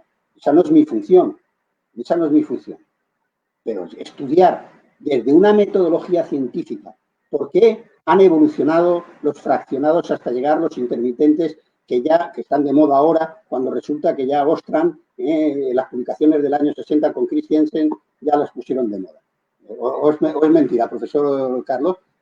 Ahora está todo el mundo hablando de los HIIT y los capacidad de repetir sprint, y resulta que Ostran en el año 60, en aquel cicloergómetro, cuando les ponía aquella carga de 350 vatios y les ponía a pedalear en los 8 minutos y le cascaban, y luego decía, oye, vamos a hacer un 30-30 y resulta que estaban una hora pedaleando. Y ahora resulta que es la moda, ahora es la moda del deporte. Fíjense cómo hemos evolucionado. 60 años después estamos todavía con algo que se sabía y se había demostrado hace 60 años. Es que esto es una broma. Esto es una broma. Parece a mí. Podríamos pensar entonces también, y de hecho también, ¿no?, con la posibilidad de equivocarnos, que tendríamos que solicitarle, pedirle a los docentes que manejan ese tipo de áreas, ese tipo de contenidos, mayor protagonismo, no solamente en lo pedagógico y en lo didáctico, sino también en lo científico. Por supuesto, por supuesto. Tienen que dejar esa forma de entrenar que tenemos los entrenadores, que ya les digo, para mí es antidiluviana, porque lo que hacemos es reproducir modelos que han sido exitosos, porque le ha venido muy bien a tal entrenador o a tal grupo de atletas o lo que sea, y lo trasladamos a nuestro campo y ser estudiosos de lo nuestro. Por ejemplo, de los estímulos. Pero no entrar de manera reduccionista a cuál es el cambio a nivel molecular que se genera para que haya una hipertrofia, que se la vía de la IDIS-1, la mTOR, la actina osteoesquelética, no sé cuánto, la P70, S6K. Eso está muy bien. Y conocerlo no está de más. Y sabemos que eso es bueno. Pero oye, vamos a ver qué es lo que genera en tal tipo de persona esa situación a nivel molecular. Pero eso no se estudia. Yo creo que sí se estudia el detalle ese pequeño, que es muy interesante para el bioquímico, para el biólogo molecular. Para mí, hazlo tú y luego me lo cuentas. Ahora yo desarrollo lo otro. Es decir, yo no tengo que saber cuál es el problema, por qué me han metido en un quirófano, ¿no? Porque yo lo que quiero saber, no ni cómo se cura mi corazón, yo lo que quiero saber es cómo puedo resolver mi vida diaria ahora, sin no ser dependiente. Y eso sí que lo sé hacer.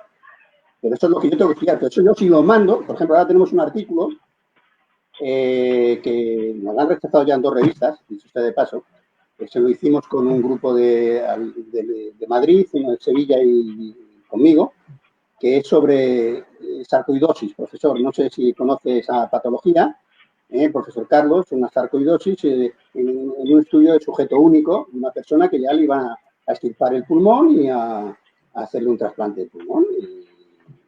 Y yo le dije que había sido alerta mía, dije que ni hablar, que por ahí no pasaba, y si la seguridad de esta persona la podemos mantener, vamos a intervenir sobre ella. Claro, pasaba de no poder caminar más de 20 o 30 pasos seguidos porque tenía que pararse, a poder estar moviéndose, haciendo hit en un tapiz rodante, con velocidades de 18 kilómetros por hora. Eso es lo que yo quiero. Eso es lo que yo quiero saber. Bueno, pues esa publicación todavía nos la han rechazado en 2 ocasiones. Vamos a ver si cuela y próximamente colará. De momento en 2, pues claro, me he tirado muy arriba y ya nos han pegado un par de bofetones. Bueno, profe, a ver, el fisioterapeuta Brian Patiño dice que crack, la número 1. Mil gracias y muy de acuerdo con su reflexión, pero ¿cómo hacemos para fomentar la investigación en una cultura donde la investigación y las ciencias básicas no son importantes? Pues mire, se lo dije en una palabra que no ha tenido trascendencia, pero para mí es clave, ¿no? Es filosofía de vida, porque me hace libre. Si yo logro convencer a mis alumnos de que investigar me hace ser mejor y ser más libre y no depender de alguien que me pueda manipular, estamos viviendo en un mundo de mentiras donde las fake news son constantes, pues a lo mejor eso le convence a nuestros alumnos para que se pongan a investigar. Pero no se me ocurre otra cosa. Pero vamos, eso a mí sí que me sirve para eso. Es saber que no vale con hacer cosas, sino hacerlas con rigor. Porque si las hago con rigor, lo que me va a decir es que lo que estoy haciendo es correcto. Y tengo la solidez científica suficiente, la solidez para asegurar que eso está bien hecho. Y eso me da libertad. Yo creo que quizá pueda ser una solución. No lo sé. Pensaba yo, el profesor Juan Manuel, que muchas veces, porque había una reflexión que usted hacía en la charla, donde planteaba que muchas veces los que entrenan no participan de la investigación, ¿sí? Entonces pienso yo que muchas veces que no estamos convencidos de ese protagonismo que podemos llegar a tener. Si bien es cierto, hay personas que se han dedicado a replicar modelos de entrenamiento y ahora más con esto de las redes sociales donde los mejores entrenadores son el Instagram y el Facebook, ¿cierto? Pero yo creo que ahí falta un protagonismo, como lo decía el profesor Contecha, bien fuerte y estar convencido de la labor que tienen los entrenadores hoy en día, puesto que hay muy buenos entrenadores, pero que les falta también eso, el atreverse a escribir sus experiencias, ¿no? Pero es que las experiencias no les interesan a nadie, si es que no te las publica nadie. A ver qué revista de impacto te acepta una experiencia, no te las acepta nadie. Tendría que ser un campeón del mundo y que a lo mejor por su impacto social te lo metan en una revista, si no, no le interesa a nadie. Aquí usted ha tocado 2 cosas que en mi opinión quizás pudieran ser muy interesantes. Primero es, los entrenadores, a veces, cuando nos vienen los investigadores, pues nos entra un poco de risa, ¿no? Yo he visto investigadores de primera fila mundial, decir, me acuerdo cuando estaba en una DMOA, déficit máximo de oxígeno acumulado, ¿no? Con dos atletas, un jugador de fútbol y un atleta, y decir, no, este haría mejor marca en 400 y no el otro. Yo decía, ay, Dios mío, ¿qué está diciendo esta persona, no? O sea, por un valor de este resultado. Cuando el otro era un corredor de 800 de 1,48 y que era el que decía que era malo, y el otro era un jugador de fútbol que no sé si corriendo un 800 podría bajar de 2 minutos 10, ¿no? Entonces dice, pero por favor, vamos a ser serios, ¿no? Entonces, ¿qué es lo que ocurre? Que muchas veces lo que nos vemos en los papers, tu entrenador te partes de risa, ¿no? Le oyes esas cosas Me acuerdo de un artículo que fue premiado como el mejor artículo del año, que pedía que hicieran 70 repeticiones con el 140% de un ORM, ¿no? Y fue el mejor artículo del año. Sí, de acuerdo que su estructura metodológica era fantástica, pero claro, la risa es lo menos que te entra en ese momento. No sabes si es indignarte o morirte de risa en esa publicación, ¿no? Entonces, ¿qué es lo que pasa? Que el entrenador dice, oye, y si me vas a utilizar como conejillo de indias, aún menos. Si tú me vas a aportar algo que me sirva para ayudar a que mi atleta levante 5 kilos más, pues entonces cuenta conmigo. Si no, no cuentes conmigo. Ese es el primer problema que habría que solucionar. Que se aproximen los dos. Es decir, como decía Bishop, de alguna manera esa brecha que existe entre el entrenador y el científico hay que reducirla. No sé cómo, pero hay que reducirla, porque si no, no vamos adelante. Ese es el tema. Mi opinión, mi opinión personal. Y hay ese pequeño divorcio, ¿no? Ese mirar por encima o ese mirar con desdén, diciendo, no me vengas aquí a molestar, porque yo bastante tengo con sacar mi atleta adelante, ¿no? Y luego, claro, a veces son técnicas muy invasivas. Esto es muy complicado, muy complicado.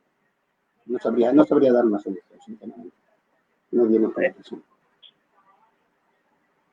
Profesor, ¿y no podría también ahí dar pie para pensar en que en algunas ocasiones podríamos no valorar las cosas buenas que hacemos porque consideramos que son normales para nuestro medio, pero que en verdad son muy importantes? Puede que sí, pero si nos centramos en esto, vamos a ver. Yo lo veo de la siguiente manera. Si yo, por ejemplo, me empecé a dar cuenta de lo siguiente. Te presentas a una plaza de titular de universidad y resulta que en el currículum, cuando te van a valorar el currículum, tu historia deportiva no sirve de nada. O sea, si tú has entrenado a un equipo que ha sido medalla olímpica, da igual. No importa. No tiene ningún valor.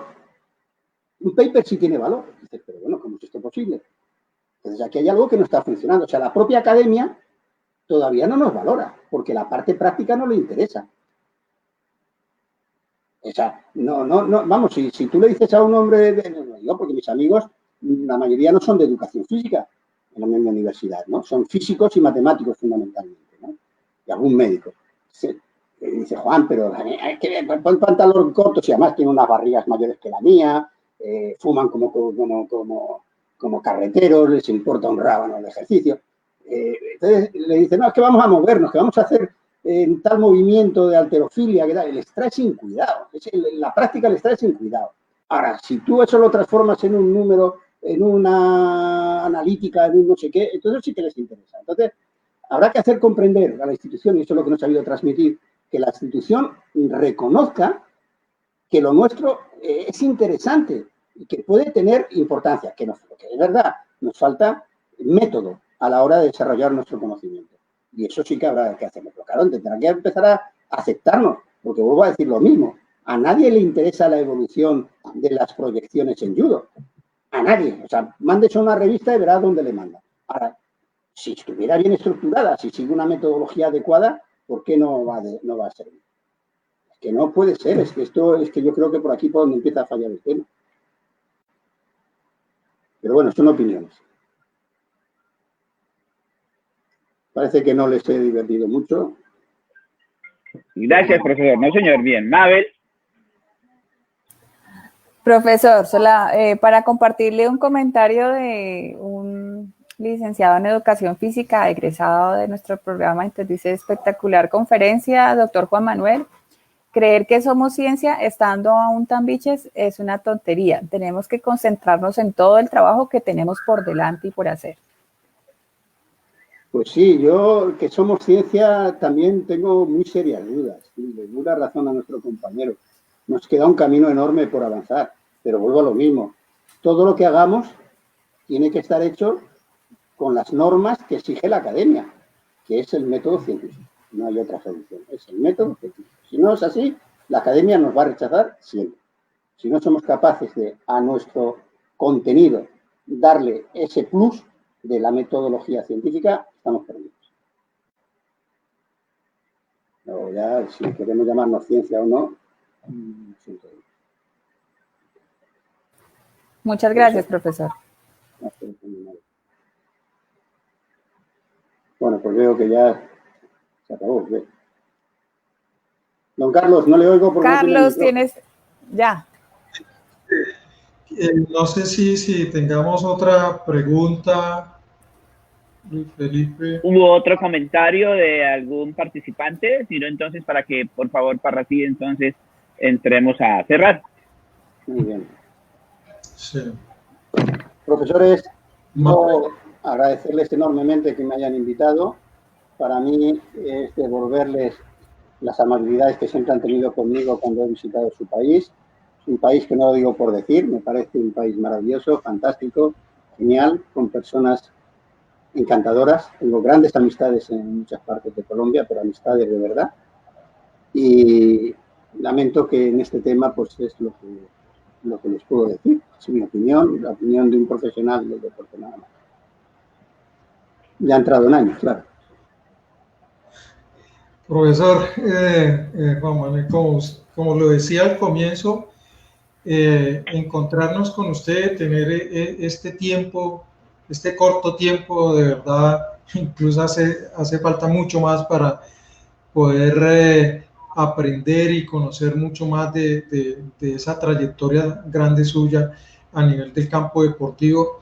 Y como lo decía, y los comentarios que vemos acá, de verdad muy interesante esta intervención, que nos llama a la reflexión, que nos llama a hacer, como lo decía yo a mis compañeros del equipo de la Universidad del Tolima, que nos llama a ser reflexivos, pero también que nos llama a estar comprometidos y a ser motivadores de esto que es la investigación, que es un aspecto bien interesante, es llevar esa práctica, esa experiencia práctica a la investigación, a esa rigurosidad metodológica que pide la investigación. Para algunos afortunada, desafortunadamente, eso es lo que, por donde estamos viviendo, lo que nos están pidiendo, y sobre todo en la práctica profesional. Entonces, agradecerle, de verdad, profesor Juan Manuel, por su benevolencia y por estar aquí con nosotros de parte del Grupo de Investigación OCUFIS. Gracias por atender nuestra invitación de parte de la Universidad del Tolima, del programa de Educación Física, de todo el grupo de docentes del programa de Educación Física, que tiene seguidores ahí a montón, profesor Juan. Entonces, de verdad, gracias. Y pues a las personas que nos estuvieron conectadas con nosotros, primero que todo, pues presentarles las excusas, pero no estuvimos en Zoom por problemas técnicos y por eso decidimos ingresar solamente por plataforma de Facebook Live, y lo cual lo vamos a seguir haciendo. Invitarlos para la cuarta conferencia con el doctor Yuri Feito de Estados Unidos, quien nos va a estar acompañando el día 10 de octubre a las 10 de la mañana. Entonces, pues, nuevamente agradecerle, doctor, agradecerle al doctor Luis Felipe Contecha, a Mabel, por estar aquí colaborándonos en esta videoconferencia, y nos vemos el 10 de octubre por este mismo canal de Facebook Live del Grupo de Investigación OCUF. Buen día a todos.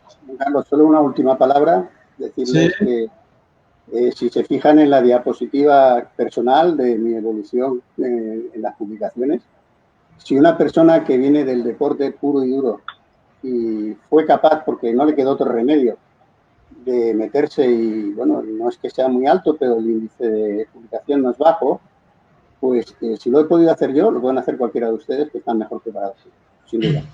Muchas gracias. Muchas gracias. Gracias, profesor, muy amable. Aquí le envían saludos desde México, desde Ecuador, desde Panamá, desde Costa Rica. Entonces, pues, y lógicamente todos los compañeros y amigos de Colombia, de Medellín, de Boyacá, de Bogotá, de Neiva, de Tunja, Tolima. Y lógicamente de aquí de la Universidad del Tolima. Entonces, Muchísimas gracias. agradecerle, Hasta luego. un abrazo, que estén bien. Muchas gracias. Un abrazo desde Canarias. Gracias a todos los Gracias, que muy nos amable. acompañaron en todos estos lugares que el profesor Parrasí leyó, y nos veremos entonces en la próxima. Muy amables. Gracias. Hasta luego.